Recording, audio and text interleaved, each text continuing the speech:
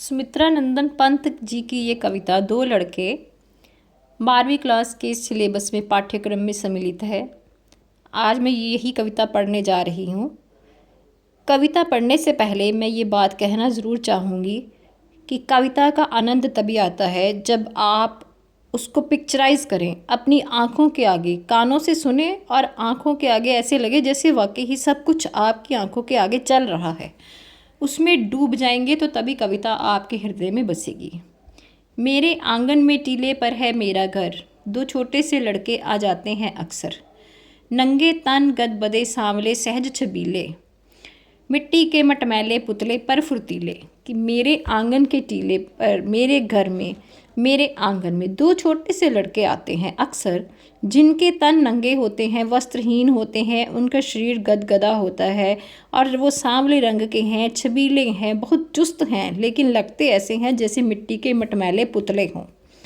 जल्दी से टीले के नीचे उधर उतर कर वे चुन ले जाते कूड़े से निधियाँ सुंदर। वे जल्दी से टीले के नीचे उतर कर भाग भाग कर जाते हैं और अपने आंखों के आगे ये एक्सप्रेशन लगाइए कि दो छोटे से लड़के जिनके वस्त्र नहीं है उनके तन पर, और वे कैसे भाग भाग कर कूड़ा इकट्ठा कर रहे हैं। निधियाँ सुंदर, सुंदर मतलब सुंदर, और निधियाँ मीन्स खजाना। उनका खजाना क्या है? सिगरेट के खाली डिब्बे, चमकीले कागज़, फीतों के टुकड़े और मैगजीन्स की तस्वीरें नीली पीली। और बंदर से किलकारी भरते हैं और वो कितने खुश होते हैं, किलकारियाँ भरते हैं। दौड़ पार आंगन के फिर हो जाते ओझल, और फिर दौड़ दौड़ कर आंगन से पार हो जाते हैं, उनकी आंखों से ओझल हो जाते हैं। और उनकी आयु कितनी होगी? लगभग 6-7 साल की आयु होगी। और उनका शरीर कितना कैसा है? मांसल शरीर के वो मालिक हैं। सुंदर लगती नगन देह मोहती नयन मन, उनकी नगन देह कवि को इतनी सुंदर लगती है कि उनके उर्मे मीन्स हृदय में, मानवता के नाते उनके हृदय में अपनापन भरती है। वो चाहे पासी जाति के बच्चे हों, लेकिन वे मानव के बालक हैं। रोम रोम मानव सांचे में ढाले सच्चे, वे भी मानव के सांचे में ही डले हुए हैं, वे भी सच्चे मानव ही हैं।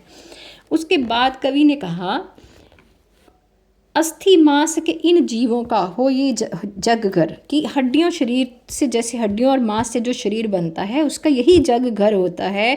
आत्मा का अधिवास न ये आत्मा का स्थान नहीं है, वह सूक्ष्म नश्वर। आत्मा तो सूक्ष्म है और कभी भी नाश नहीं होती। न्योछावर है आत्मा नश्वर रक्त मांस पर, जो अनश्वर आत्मा है वो नश्वर रक्त मांस पर न्योछावर है। जग का अधिकारी है वह जो है दुर्बलतर। कहते जो कमज़ोर है, जो आर्थिक स्थिति से कमज़ोर है, वो भी इस संसार का अधिकारी है। कि अगर उन बच्चों के पास पैसा नहीं है तो जितनी बेसिकल नीड्स होती हैं, जो उनकी मूलभूत आवश्यकताएं हैं, रोटी कपड़ा और मकान, वे भी उसके अधिकारी हैं। लेकिन उसके बाद कहते हैं, वहनी बाढ़ उल्का जंजा की भीषण भू पर, कैसे रह सकता है कोमल मनुज कलेवर। निष्ठुर है जड़ प्रकृति सहज मंगुर जीवित जन, मानव को चाहिए यहाँ मनोचित साधन। कहते आग बाढ़ उल्कापात झंझावट मतलब जैसी अंधेरी हो, उसकी भीषण धरती पर कैसे रह सकता है कोमल मनुज कलेवर। कलेवर का अर्थ होता है शरीर। ये प्रकृति कितनी जड़ है, निष्ठुर है, सहज बंगुर जीवित जन, और ये जो जीवित जन हैं वो भी इस तरह के ही हैं। मानव को क्या चाहिए कि मानवता के नाते जिसके पास ज़्यादा साधन है, वो जिसके पास कम साधन है उनको दे दे, ताकि मानवता एक स्तर पर जिए। कोई बहुत उचित साधनों के साथ जी रहा है और कोई बिल्कुल साधनहीन जी रहा है। क्यों ना एक हो मानव, मानव सभी परस्पर। उन्होंने इसमें मानवता का संदेश दिया है कि सभी मानवों को आपस में परस्पर एक जैसा होना चाहिए, क्योंकि सभी अस्थि और मांस के बने हुए हैं।